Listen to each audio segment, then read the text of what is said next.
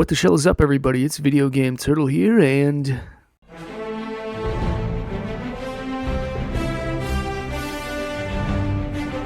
Hello, everybody. It's Jeff Keighley. Oh, no. It's Jeff Keighley. Dang it, Jeff. I'm trying to do an intro here. Can't you just hang on for 1 second? Who's in the running? I don't remember asking. Well, you're about to find out as we reveal this year's nominees.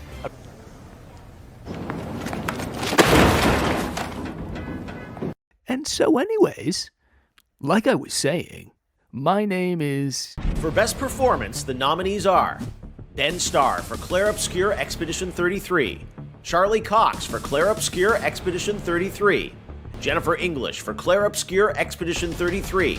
We appear to be having some technical difficulties here. Anyways, like I was saying... This year's nominees for Best Art Direction are Clair Obscur Expedition 33. For Best Score and Music, leveled up by Spotify, the nominees are Lorian Testar for Clair Obscur Expedition 33. For Best Narrative, the outstanding nominees are Clair Obscur Expedition 33. Okay, we get it. Please just... Game of the Year. Clair Obscur Expedition 33 from Sandfall Interactive. All right, fine. I wasn't going to do a video about it, but here we are. We have to talk about it. Why? Because most of the games in these award shows are illegitimate nominees. They're paid off for by industry insiders looking to promote their product. However, once in a while, we get some real ones, some games that truly deserve the title. Does Clair Obscur deserve to be regaled and praised like it is? Let's dive into it.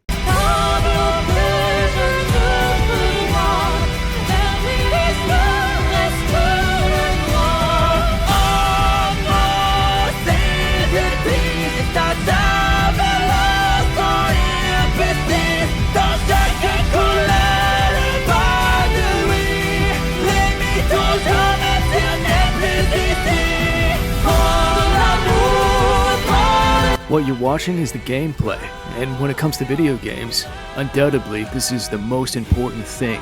And while it's easy to get captured by the passionate music, the highly stylized graphics and animations, there's a deep mechanical system behind it all that really immerses you beyond just the surface level.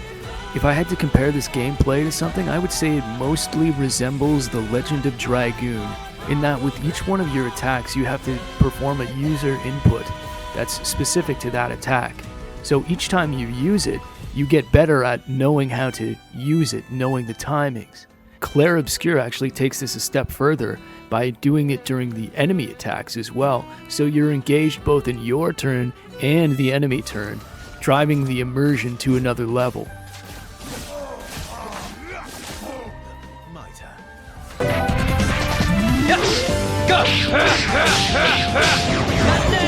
Hero! But the gameplay experience actually goes a lot deeper than that. Each skill comes with one or two different side effects, and they're not just little side effects, they're pretty good, like doubling damage to marked targets, halving the AP cost, doubling the burn stacks, serious buffs. These extra buffs and side effects also apply to your weapons, armor, and accessories, or in the case of armor and accessories, I should say pictos, where you can even save and stack the buffs you get from your pictos on your character by using a Color of Lumina collectible item. This allows for you to do crazy cool things like one-shot the final boss. One of my favorite weapons you could get early-ish on was the Duelist for Verso, which gave you one free basic attack. Or at the Gestrel Arena, if you chose to fight with Mael, it gave you Medallum, which essentially starts you with Virtuoso stance, tearing into enemies right off rip at the start of battles. Not only are the builds and the loadouts and the stats highly customizable, but also your appearances as well. Each weapon looks different on the characters and their appearance varies quite a lot, as well as costumes. You can equip some of the most ridiculous, salacious, wild costumes in this game, and it's all good fun. This concept of fun, immersive, turn-based strategy games was seemingly lost to time.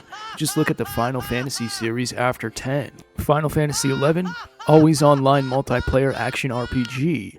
Combat in Final Fantasy XI starts out as basically just auto attacks, and the speed of your auto attacks vary depending on your stats and the type of weapon you are using. Typically, the larger the weapon, the slower your attack speed. With a sword, it's a moderate attack speed, so you just stand there until you killed the mob you're attacking. Final Fantasy XII, auto battler with programmable AI in the form of gambits. Firstly, we have the target, then there's the criteria, the action to be performed, and the priority of the overall directive. Final Fantasy XIII, auto battler where you can switch between 1 to 6 different modes. With this system comes a huge change in focus. Rather than micromanaging who is performing which attack, the most important thing is to know which roles to switch to and when to do it. Final Fantasy XIV, another MMORPG. There is a monthly subscription fee, though the first 30 days are free with your purchase, so you can always cancel if you decide it's not for you. Final Fantasy XV, an action RPG. So you hold the circle button to automatically chain attacks. Final Fantasy XVI leans even harder into the action RPG. The Ring of Timely Strikes will automatically use techniques and combos, and all you have to do is worry about mashing the square button. The Ring of Timely Evasion will allow you to avoid all attacks automatically.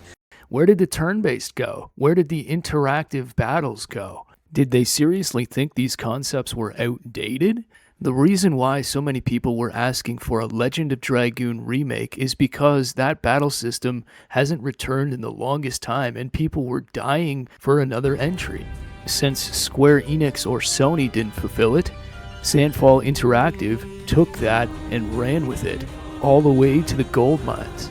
One of the greatest praises I can say about this game is it's like you're playing a work of art, and that work of art is a masterpiece, where everything is meticulously detailed, well thought out, and connected, and that all comes together in the narrative and how it presents itself.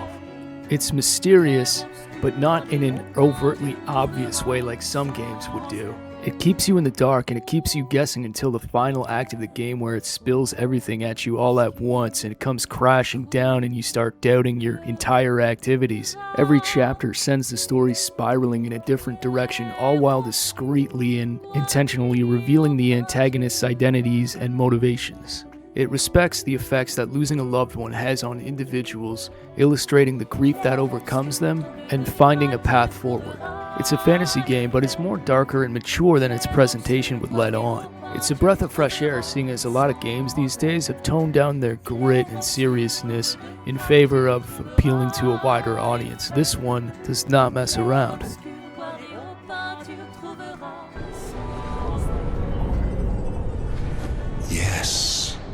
Yes, I understand. It's her fault, and she doesn't even know it. But you can't be here. What are you talking about? What's my fault? What is this? You should never have come. You're only going to make things worse for everyone. Now take your friends and go home. So what's my rating? Does this game deserve all the praise and recognition and awards? Yes. 10 out of 10, give it to him, deserved. I hope it wins 33 awards. I hope it wins everything. Best game of 2025. There's never been any doubt. That's all I've got to stick my neck out for today. Thanks for sticking around. Make sure to head to thegameawards.com to cast your ballot. Oh my god, this guy! Clair Obscur